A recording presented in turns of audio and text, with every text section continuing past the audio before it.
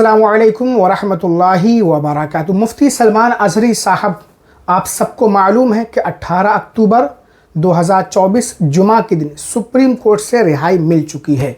मुफ्ती सलमान अज़हरी साहब का एक इंटरव्यू है, बहुत ही इम्पोर्टेंट और ज़रूरी इंटरव्यू है।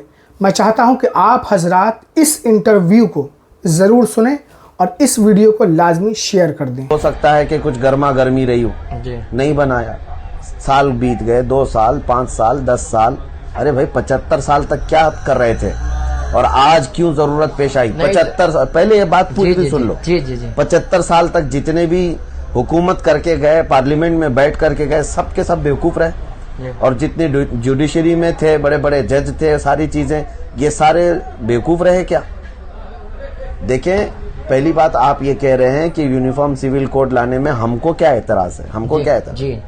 पहली बात ये है कि देश जब आजाद हुआ सब लोग साथ में रहे, सब लोग साथ में रहे, ये बात तो मानते हैं? जी बिल्कुल। क्या ये भी नहीं मानते कि हमारी कोई कुर्बानी ही नहीं रही? मुसलमानों ने सब तो ठीक है। अब हम उस वक्त से अपने कुछ मखसूस मसाइल जिन पर हमको अमल करने की इजाजत हमारा मुल्क दे रहा है जी। ये ऐसा नहीं है कि जबरदस्ती थोपे हुए हैं। हमारे मुल्क में ये प्रोविजन मौजूद है कि हर धर्म वाला अपने धर्म पर आजादी के साथ अमल कर सकता है। तो फिर ये स्पीच की तमाम चीजों की देखिए, तबलीग की स्पीच की ये बात अलग हो गई जी। हमारे जो पर्सनल मसले हैं कुछ न कुछ, वो हिंदू मैरिज एक्ट है या नहीं है? जी बिल्कुल है। हिंदू मैरिज एक्ट नहीं है? जी बिल्कुल है। तो ये किस लिए रखा गया था? तो इसी वजह से कि हर धर्म वाला अपने धर्म पे आजादी से अमल कर सके, ये हमारे मुल्क की एक खूबसूरती है जी। दिक्कत किस चीज की आ रही है? अगर हर कोई अपने उस पर अमल कर रहा है तो दिक्कत किस बात की है आपको? तकलीफ किस? अब तक तो 75 साल चलते रहे। मुसलमान जो है वो क्रिमिनल लॉ मानते हैं, हम कहाँ उसके खिलाफ जा रहे हैं?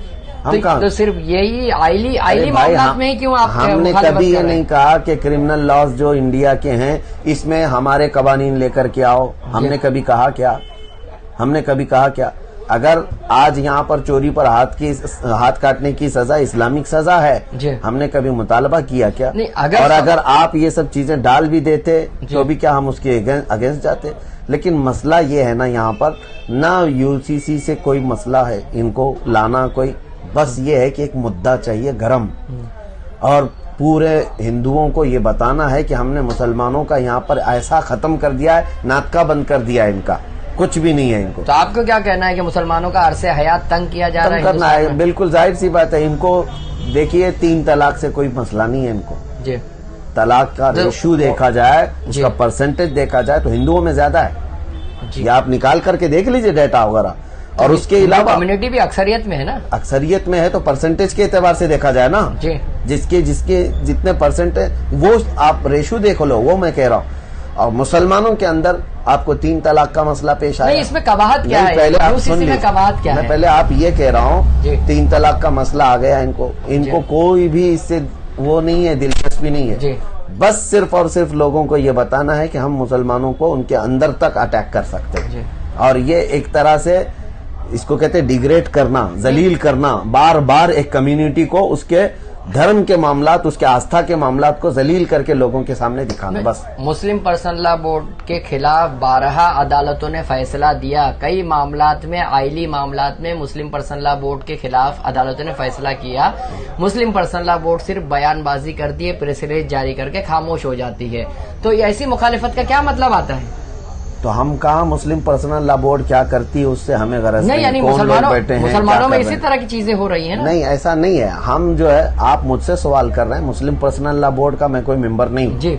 और वहाँ कौन लोग बैठे हैं, किस तरह से कर रहे हैं, हुकूमत के साथ उनके क्या ताल्लुकात हैं, किस तरह के, उससे मैं बहस नहीं कर रहा हूँ। आपका मौकिफ क्या है इस पे? मेरा, जब आप ओपिनियन ले रहे हैं ना, राय ले रहे हैं, तो मैं सिर्फ और सिर्फ कह रहा हूँ कि 75 साल के बाद अभी आपको ये कवानीन से छेड़छाड़ की क्या जरूरत पेश आ रही है? मसला ये है, पहली बात ये है कि क्या इतने सालों तक देश नहीं चल रहा था? जी बिल्कुल चल रहा था। देश में सब अमन और अमान के साथ नहीं था? कोई ऐसा उदाहरण है आपके पास? कोई ऐसी चीज है जिसकी वजह से यहाँ कम्युनिटीज में जो है जुडिशरी के फैसलों को लेकर के दिक्कत आ रही है? ऐसे कुछ मामला? ऐसे कुछ नहीं। तो फिर क्या मसला ये है कि आर्टिकल 44 में देखिए, डॉक्टर बाबा साहब अम्बेडकर ने कहा है कि यूसीसी सबके लिए एक कानून मुल्क में होना जरूरी है। ठीक है, आर्टिकल 44 में कहा है। मैं वही सबसे पहले आपसे कहा था, उसी वक्त इम्प्लीमेंट कर देना चाहिए था ना।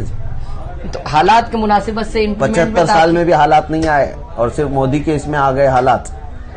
تو اب گورنمنٹ اس قابل ہے تو کر رہی ہے گورنمنٹ, اس پہ اعتراض کس تو بات پھر کا؟ یہ آپ جو ہے نا گورنمنٹ کے لیے پروکتا بن کر کے یا اس کی وکالت کر رہے ہیں. ہم کسی کی وکالت نہیں کر رہے, ہم تو یعنی اس سے پہلے جو آئی وہ سب ناقابل گورنمنٹ تھی. نہیں, جس طرح کے اکثریت حاصل ہے نا, گورنمنٹ کو اکثریت حاصل ہے. آپ کو نہیں پتا اس سے پہلے کتنی اکثریت حاصل رہی ہے؟ راجیو گاندھی کے دور میں, اندرا گاندھی کے دور میں نہیں رہی ہے کیا ان کے ہاں اکثریت؟ لیکن اس گورنمنٹ کا یہ جو ہے ان کا منشور رہا ہے, انتخابی منشور رہا ہے ان کا. انتخابی منشور یہ ہے کہ مسلمانوں کو ڈیگریڈ کرنا, یہ انتخابی منشور ہے. یہ بات کہی ہے آپ, میں مانتا ہوں.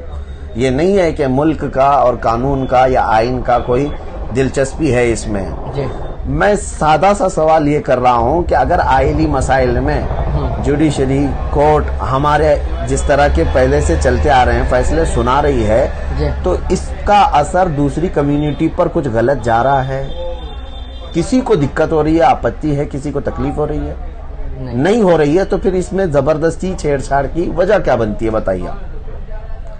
ہمارے حق میں کوئی بھی ہمارا پرسنل مسئلہ ہے, اور وہ بھی زیادہ نہیں ہے, پرسنل لا جو ہے وہ تھوڑے سے رہ گئے ہیں. وراثت, شادی, یہ فیصلہ اگر ہم کو دینے سے کسی دوسری کمیونٹی کو کچھ اثر ہو تو وہ پربھاوت ہوتے ہیں, تو بتائیے آپ.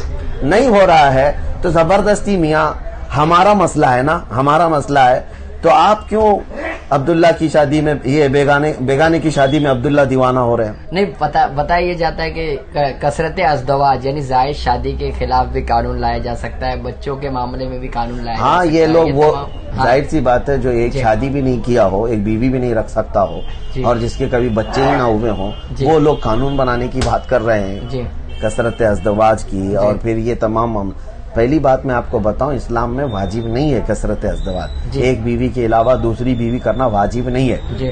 ہاں, ایک راستہ رکھا ہے.